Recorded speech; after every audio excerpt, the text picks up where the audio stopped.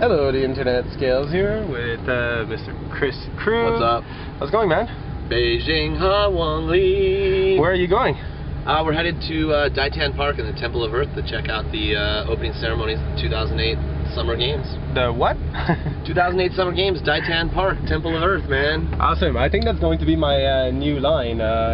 Chris renamed me Captain Obvious. Take that, the internet, because I always make the obvious statements, in case you haven't noticed. So who are we meeting there?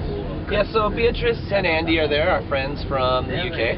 And I don't know, maybe some Romanian vampires, some beautiful Chinese models. Not really sure exactly who's going to end up showing up tonight, but That'll be cool. Yeah. And I heard that like just a lot of Chinese folks are hanging out. Like, just like the spring festival, families going to spend the day together. They had today off. And they're headed out to the park to watch the games at these live sites where they have big, huge screens. Lots of people, I guess, cheering, eating, waving flags, dancing, hopefully singing.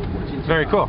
I can't wait to sing with the crowd. I hear from our friend Jacob Redding that it is actually one of the best venues to be able to go and check out all the festivities. It's prominently like a Chinese location, and so I bet it's going to be very fun. Skills filed his first story with the BBC today.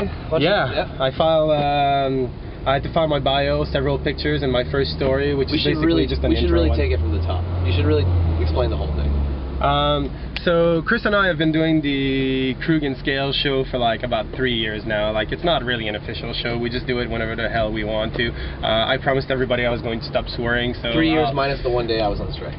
Yes. Yesterday he was on strike because Chris had a little moment where he was dissatisfied for the fact that I was accepting an assignment from the BBC on a solo mission. Anyway, so we've been doing this for several years now. It's not an official show. It's by all means, like, if I could show you the camera I'm filming with right now, you'd be laughing your butt off. See, that's not swearing. Anyway, several days ago, BBC sent me an email through YouTube saying we really like the videos. We'd like you to do a show, as in you, like me. And I've talked to them a little bit, and then they introduced me to somebody that is working on a project called my journal, my Beijing journal. And it's in the same spirit as what they're doing with the Americans' electoral coverage right now, where they have 4 people from different places around the states talking about their opinion and what they're going to vote, and they're actually quite public. Like, they're talking about, like, I'm a Republican, I'm voting for this person, or I'm Democrat and I'm going to vote for Barack. So anyway, in the same spirit, they've selected 4 people. There's somebody that is a student from the States that is like traveling here. There's somebody that is Chinese living in the UK who is actually here working at the Tennis Media Center. And there's me, and the 4th person, I don't know yet. Like, I think I'm going to get some info later. So I'll post a URL for that. But my profile, my picture, and my first post to my Beijing journal was submitted to Mary Fuller today, and that's going to go online I guess in the next 24 hours or something like that, because I had a deadline for early evening London time. So who do you think the final torch carrier is going to be tonight? That's a good question. I think it's controversial. Several people have been saying the Dalai Lama. I mean, like, several people. that would be interesting. I doubt it's going to happen. I'm going with Jackie Chan. Yeah, I'm going with that one too. I'll second that motion here. Like, I think it's going to be a person of high profile. It has to be a national hero, somebody that is like. It has to be an athlete as well, or a sports person.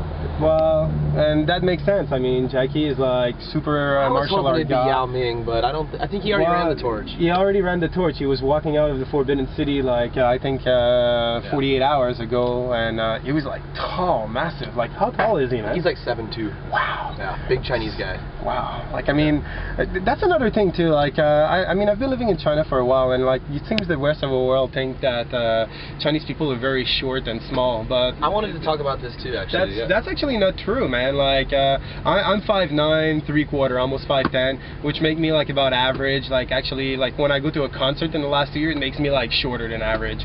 And I've been noticing in China, like, you know, I fit right in the about average. I'm neither a historian nor an anthropologist, but I'm going to go out on a limb here. I think that maybe when there was a lot more trouble with food and starvation, famine, cultural revolution going on here, I think it maybe stunted people's growth and they got a reputation for being short or something, but they're definitely no different than the rest of us. They're big, buff, strong. Yeah, totally. I don't think we're seeing a disproportionate sample of athletes or anything. We're just talking subway people here. Yeah. And, yeah.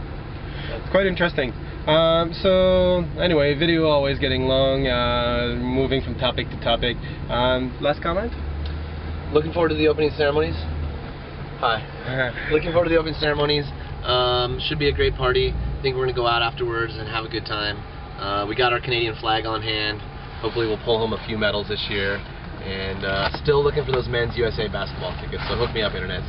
Cool. We'll see you later. Here's the Canadian flag flying high in this taxi. Beijing, Hawaii. And this is Krug and Scales. See you later, the internet.